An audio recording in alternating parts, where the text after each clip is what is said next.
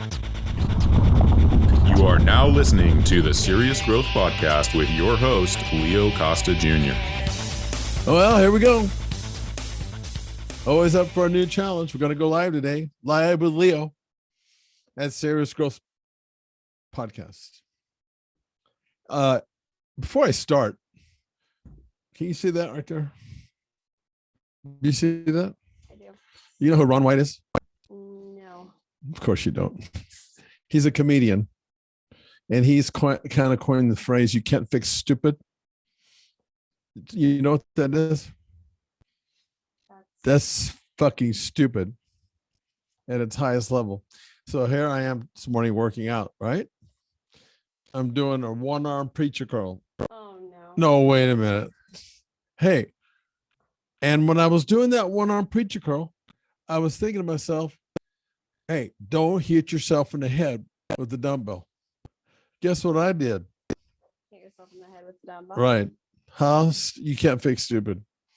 I even warned myself, and I hit myself in the head. That's some stupid shit right there. It doesn't take much for that shit to hurt. And I think what ended up happening is it rattled me. It unstuck my eyes. I think that I'm smarter now. I don't think that will happen again. That's some stupid shit. Anyway, you know what I did for this live show today is I just wrote down a bunch of random stuff, kind of like a lightning round of topics. So I'm just going to talk about these topics that I wrote down to see where this thing goes. And I don't know if anybody comes on, but if they do, there's no fucking way that I can see who comes on. And if they ask the question, I cannot see that. Doesn't that usually happen on lives? How come we have this? Another one, not Facebook. Oh, I see. Okay, never mind then. I was a little bit worried about that. So I guess let me look at one here. Why did you get into bodybuilding? I think we all have our own reasons for that. My reason was because I had turned into a fat fuck.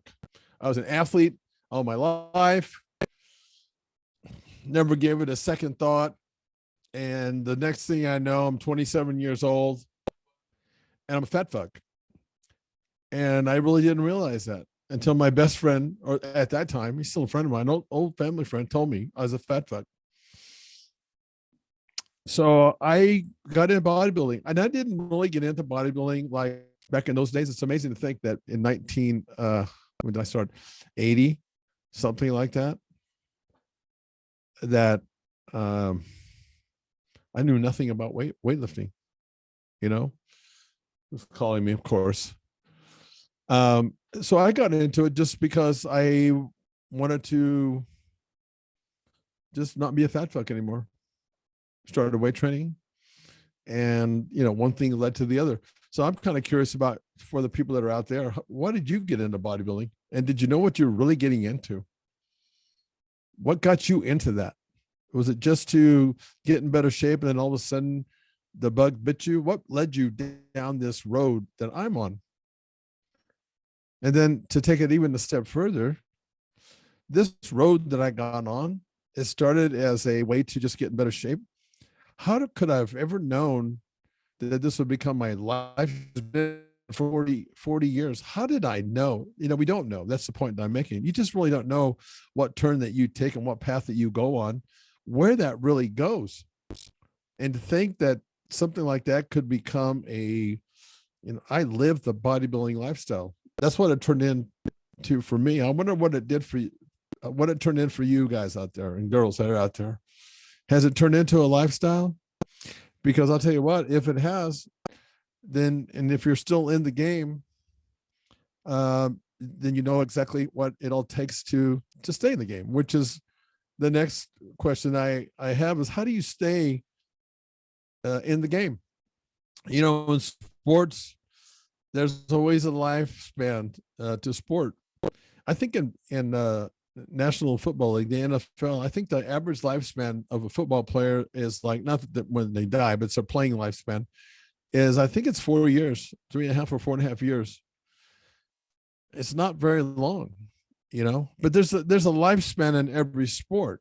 And, like in this case, in bodybuilding, how do you stay in the game? Well, one of the things that's common, it doesn't matter what sport that you're in. And it doesn't really matter if you're into it for just some fun, where it's not really competitive, or when you're competitive. To stay in the game, to make it a lifestyle, you have to be willing to change, and continually change your approach and the way you do things in order for that to happen. That's a very difficult thing, but exactly what it takes to, if you take a look at the people that are in at high level sport, one of the things, and that are still around, one of the things is that they continue to reinvent themselves, to keep changing. And that's a very difficult thing to do. This life is the same way, in that there's no finish line, and things are constantly changing. Things are constantly coming at you. So it doesn't really matter if you're an athlete or if you're just the average person living life. I mean, the athletics, when you do it for a living, it's just an added element, I think, of difficulty, because, obviously we all have to live our lives and we all have to deal with those challenges. But to deal with the challenge of learning how to stay in a game, and especially, you got to figure that stuff out. And usually what ends up happening with a lot of athletes is, I mean, the average person, by that, what I mean is how we get hurt as an average person sometimes is that we have health problems. I mean, I did. I had 10. I had 3 strokes 10 years ago. But I mean, even the person that doesn't exercise or work out, that's what I mean by how they get injured, because each one of those injuries is a setback. And it's not if you're going to have them, it's when you're going to have those things happen to you. And, you really have to, address that on a regular basis. It's sobering when you think about things like that, and you deal with setbacks that you're going to have, injury, health conditions, whatever that may be. I think that if you really want to be prepared for that, and it's hard to prepare for something like that, it's hard to prepare for the unknown of something, and whether it's success or if it's adversity, it's really hard to do that. But you have to. It's so counterintuitive. It goes so against the nature of the human condition, because the human condition is to take the path of least resistance. And so many of the things that we're talking about is taking the road less traveled. Who wants to imagine adversity and prepare for that? And I'm even going as far as imagining what it's going to be like when you're dead. All right, let's take a quick break so I can tell you about our product. Do you want a bone-crushing grip? Good, because you're gonna get one with the amazing new Trs Gripper. It's a progressive grip builder with longer handles and a special ergonomic design that's like a dozen hand grippers in one. Start off easy and work your way up to quickly build your grip strength from wet noodle to pulverizing. The package includes a video from the world-famous strength coach, Dr. Russ Horine, the man who worked with Leo Costa to help bring you big beyond belief in the Bulgarian power burst. Dr. Horine shows you a simple and easy to follow workout plan that takes just minutes a day right from in front of your TV set if you want. So click on the link below and let's get started building you a stronger, firmer, bone-crushing grip.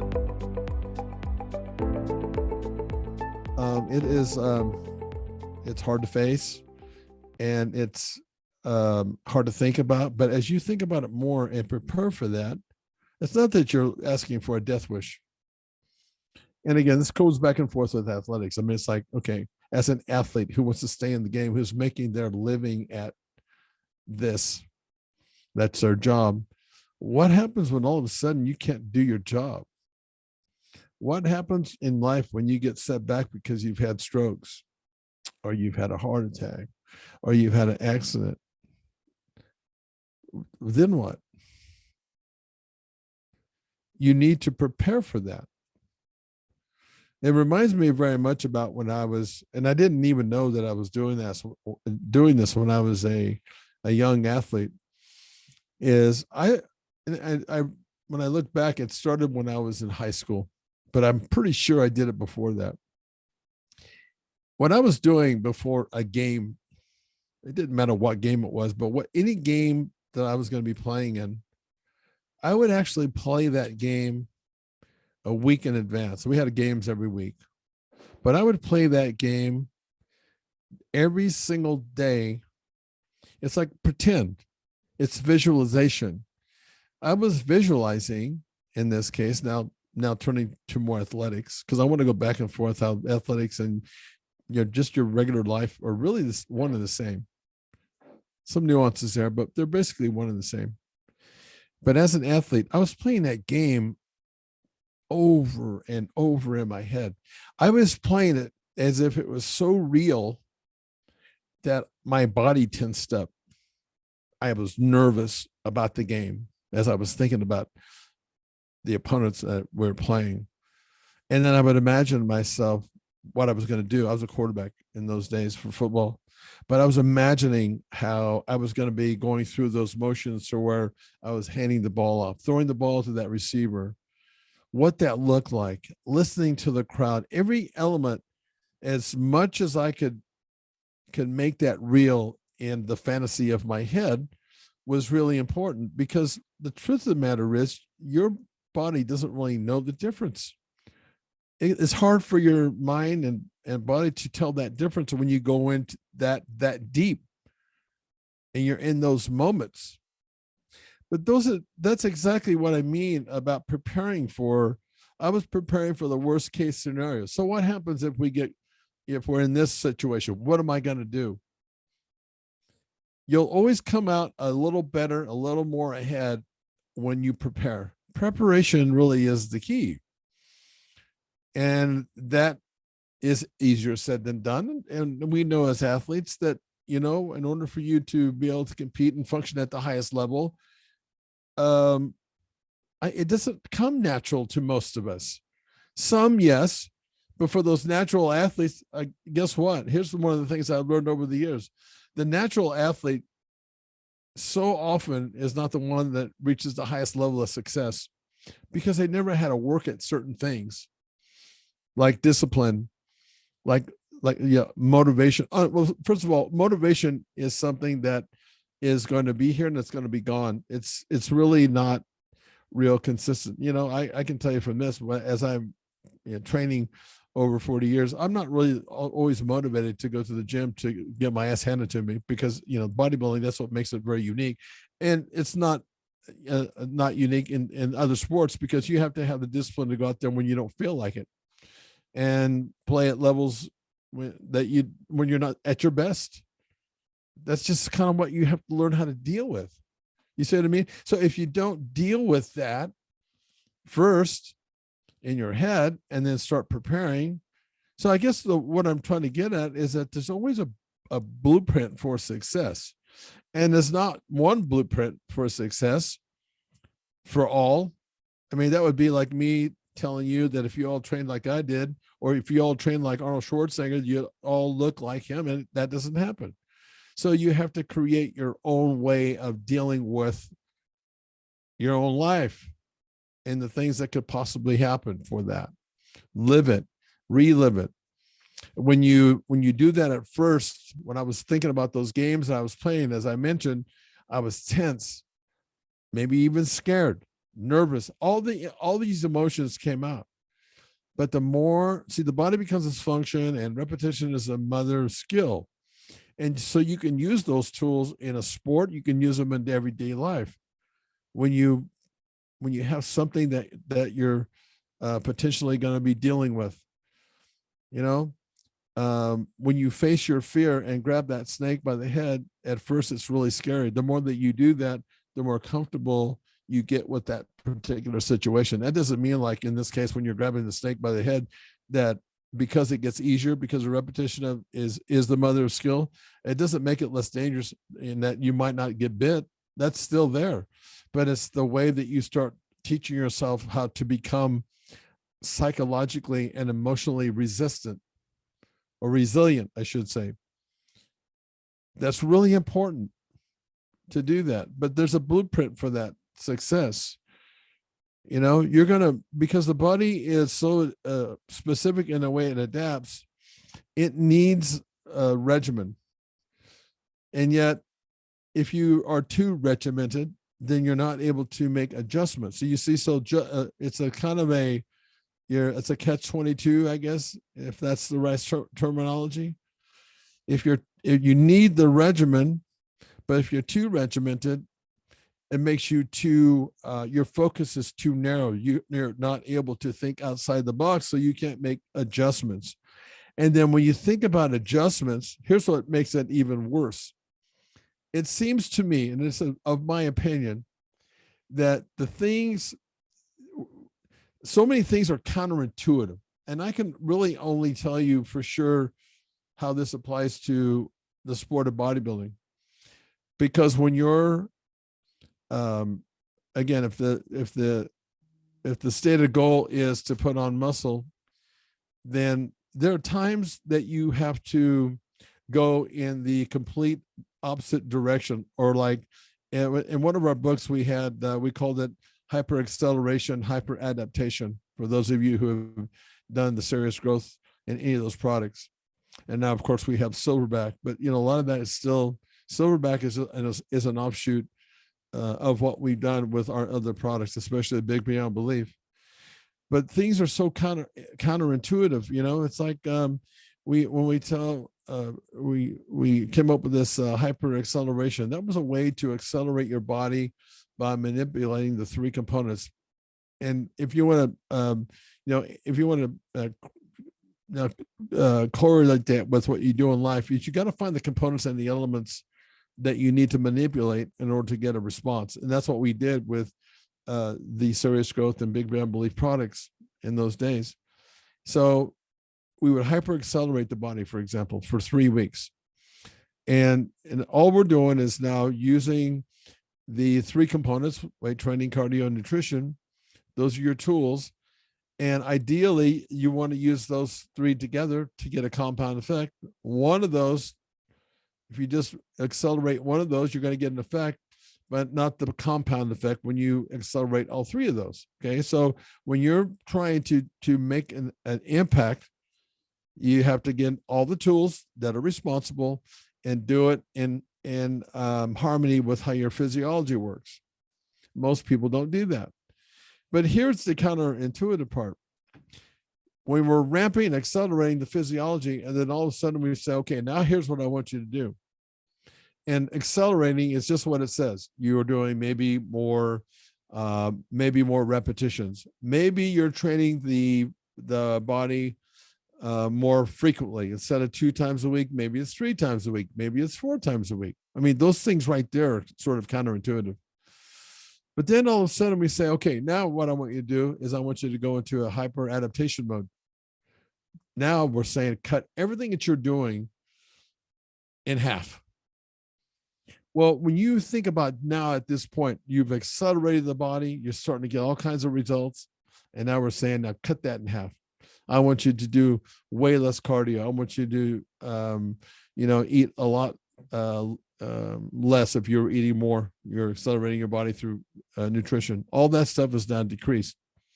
And to tell somebody who doesn't know that in that time that you cut everything down in half, you will continue to make results. You will continue to put on muscle. You will continue to burn body fat when you cut it back.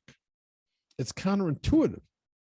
And it just seems like so many things in life are counterintuitive.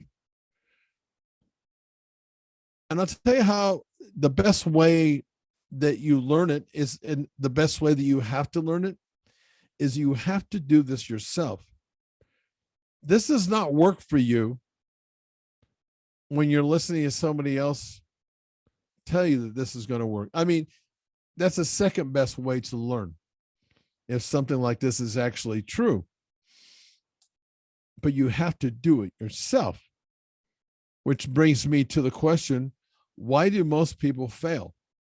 Now, failure is a good thing. You must fail.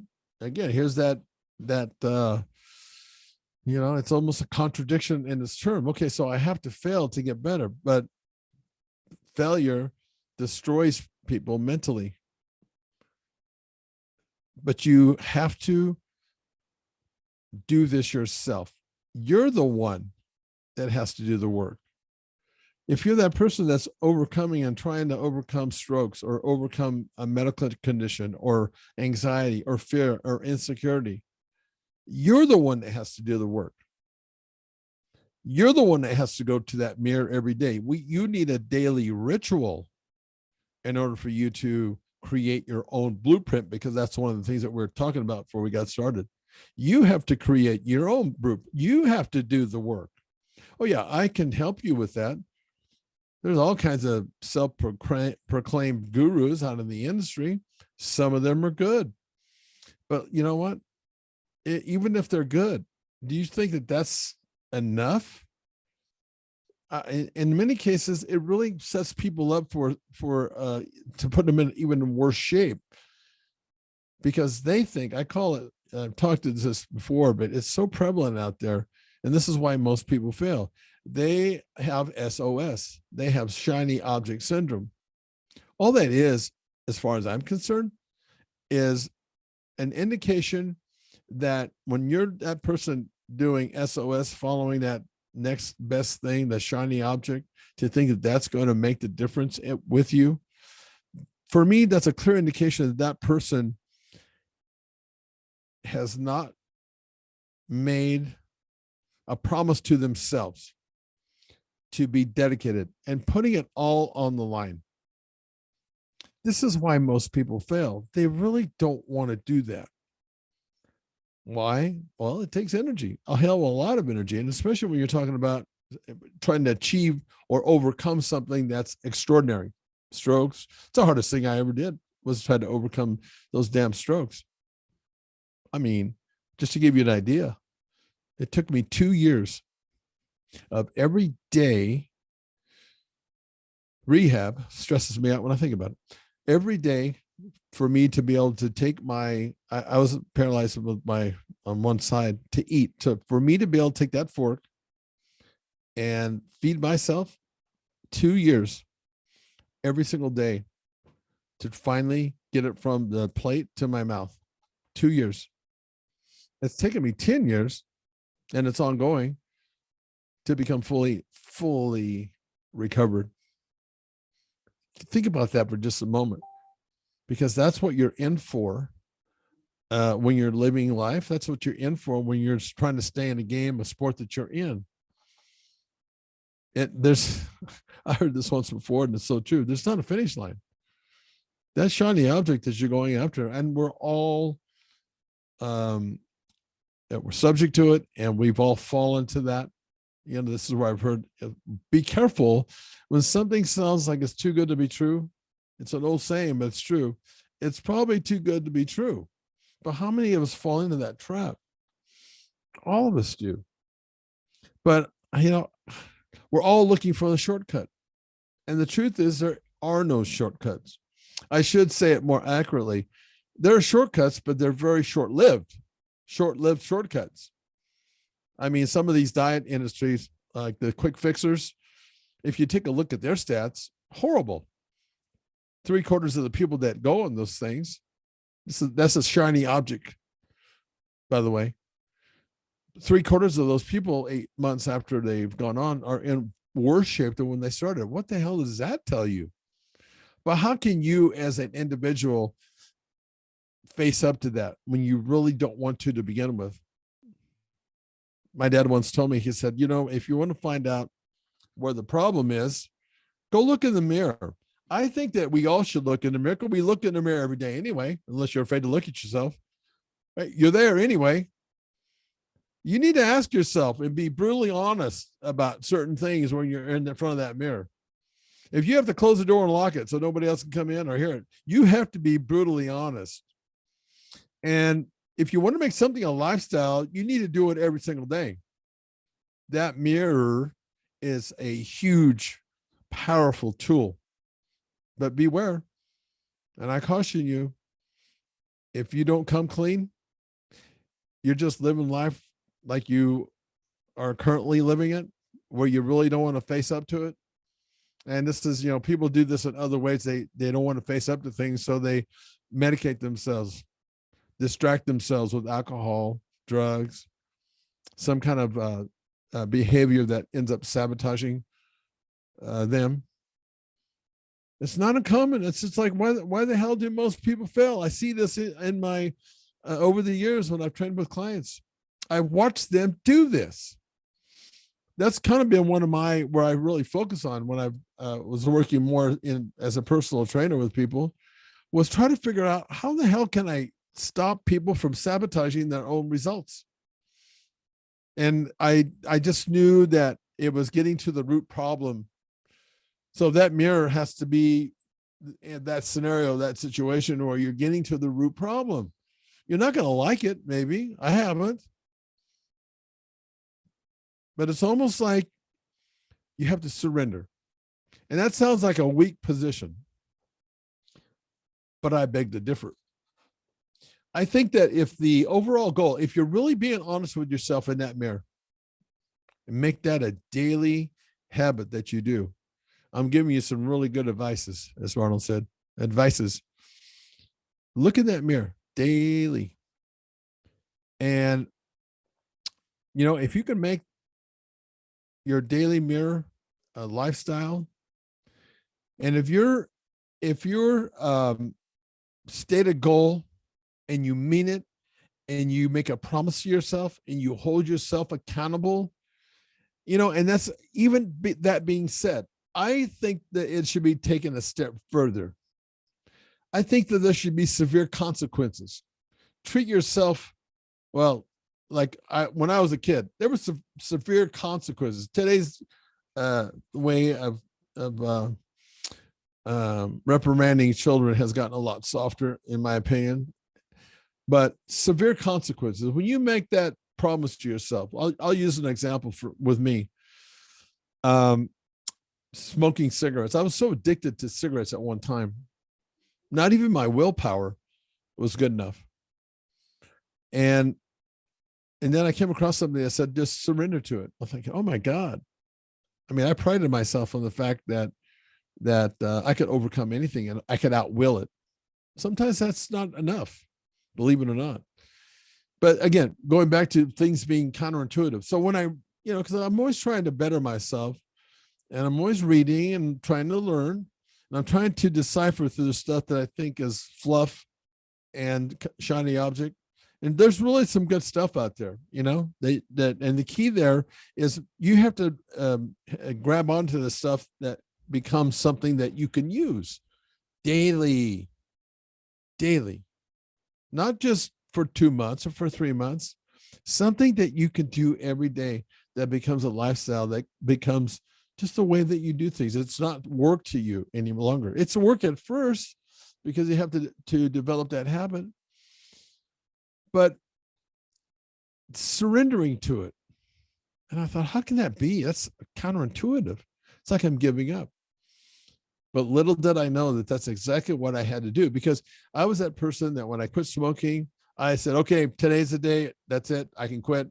I was fooling myself for a lot of years, telling myself I could quit at any time. Think about the kind of game that I was playing with myself, and then think about that kind of game that you're playing with yourself sometimes, and the things that you don't really want to come clean to in that mirror that own you, your insecurities that own you. But when I got to that point where I said, I don't want to smoke for the rest of my life. I know this stuff is bad for me. I can tell my wheezing because I smoked a lot. And I thought, okay, I'm going to try it. See, sometimes you just have to be willing to buy in, not just partially, all the way in. I thought, what the hell? So far, what I've done hasn't worked. I've quit. I don't know how many times. How many times have we quit? How many times have you gone on a diet? How many times have you started a workout program and you failed yourself? How many times did you use an excuse for why you failed? probably more times than not. That's human nature, for goodness sake. Just own up to it. Well, when I said, okay, I'm gonna surrender, but at my heart, I knew that I didn't want to be owned by nicotine. And that's exactly what I did. Surrendering is a tool. But for some people, they use it as an excuse. There's a difference there. Make sure that if you're surrendering, in this case, you're not using it as an excuse, a way out to say, oh, poor me. It's not me. It's all these other things that are impacting me. So I did that. I surrendered. And I had to let it go.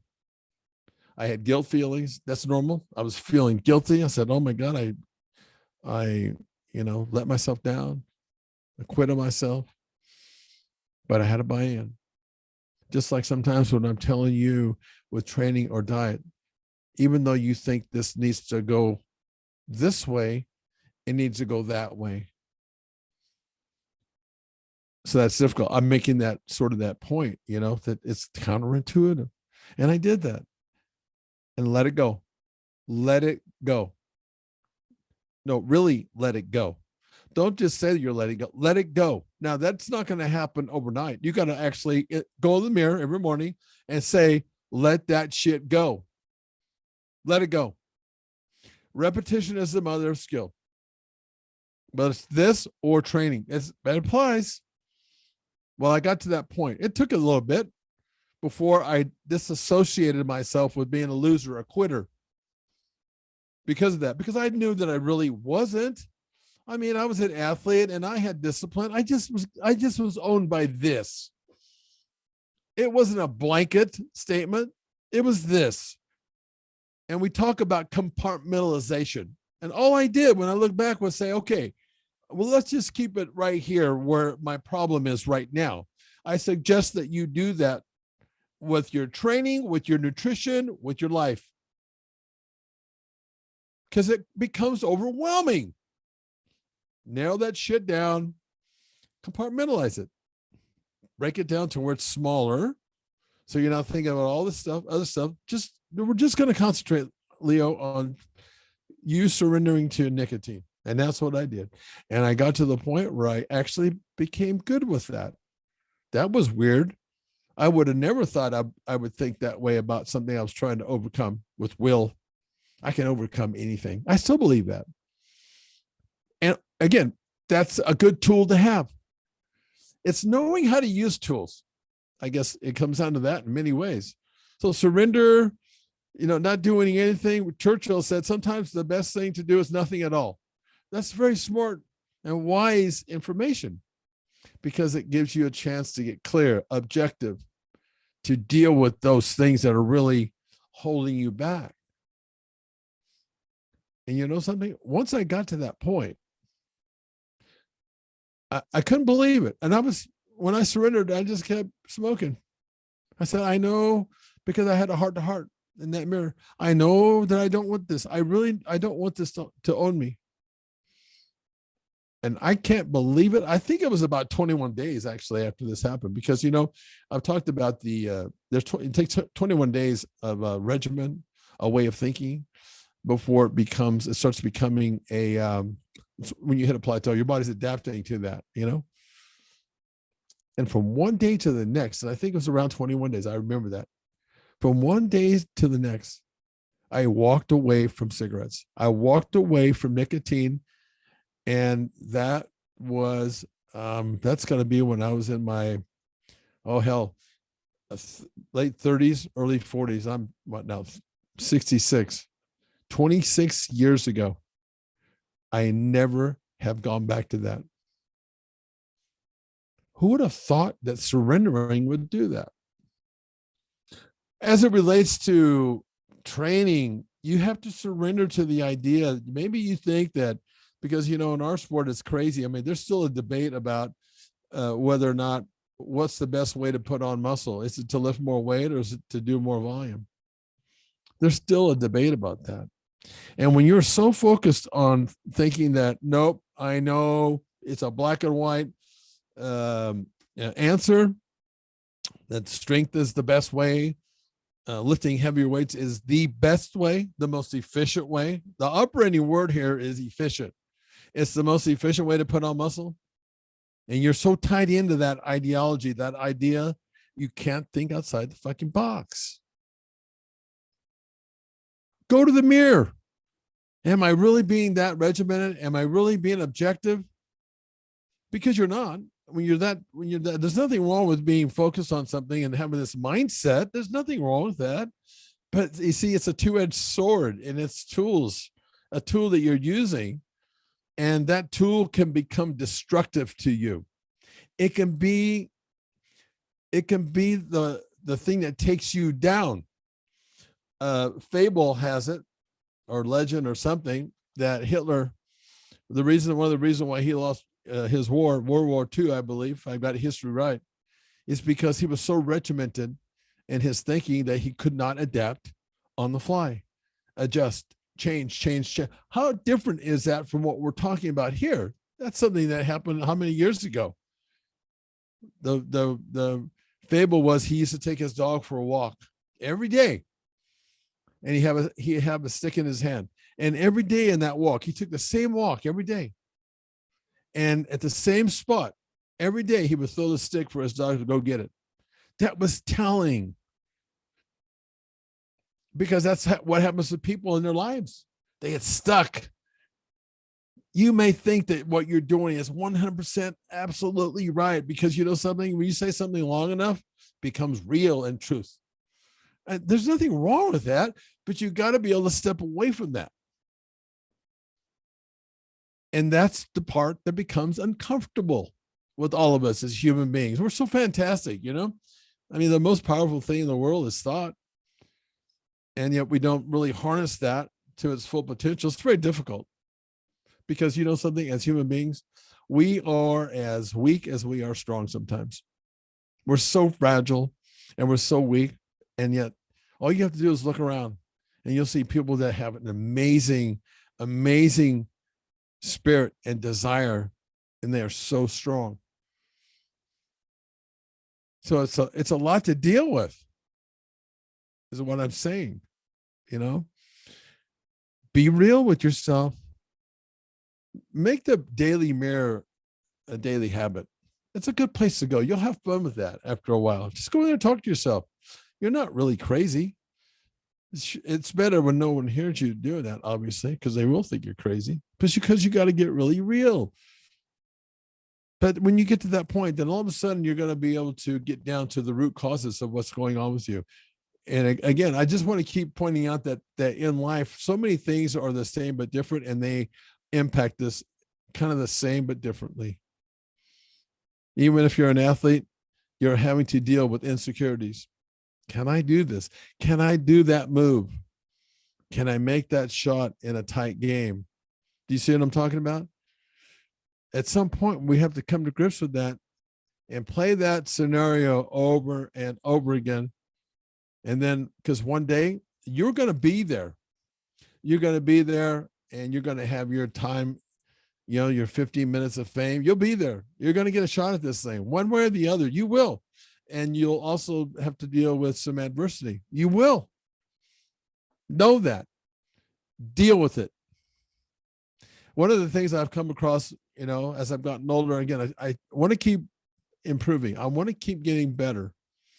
I don't want to get stale, and I don't want to stop learning, because in my mind, if you're not growing, you're dying. And I don't want to be afraid of dying, but I want to keep growing, because that keeps me stimulated. That keeps me excited. And I keep learning. I want to keep learning. I want to keep learning about myself.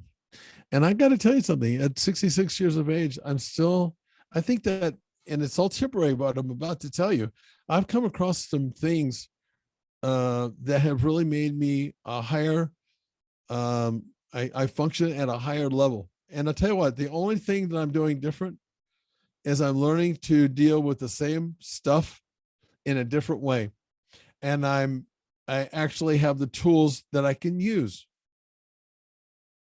So if I'm going to leave you with anything, I want you to have a heart-to-heart in the mirror, because that's a really important tool to use, and identify things. Identify what your fears are. Identify what your goals are. It's all right there in the mirror. The mirror will keep a really big secret. It's just between you and the mirror. You just have to be honest with yourself. That's all. And identify your weaknesses, your insecurities. Identify what your dreams are. It's okay to dream. Nothing wrong with that. That's all part of the equation. But then you have to boil it down and say, okay, but I really need to understand that I have to do the work. I have to become someone who's living a certain mindset, lifestyle, and I'm making that commitment. I'm not going to let myself off the hook. Until next time, I hope I hear from you. If you have any questions, maybe you need some real solid help as to maybe how to take that next step. Whatever you're doing in your life, in your training, with your nutrition, when you've been around as long as I have, you learn some things. And there are actually some shortcuts, but not the ones that are shiny objects. These are some legit, easy things that you can do that will become your everyday lifestyle. You will function at a level that you never thought you could. I know this because it's happening to me. If it happens to me, it can happen to you. Get serious growth. Thanks for listening to the Serious Growth Podcast. For more episodes like the one you just listened to, subscribe to us on your mobile podcast app and leave us a review. If you'd like to reach out, you can find us online at seriousgrowth.com. Until next time, train smart and train hard.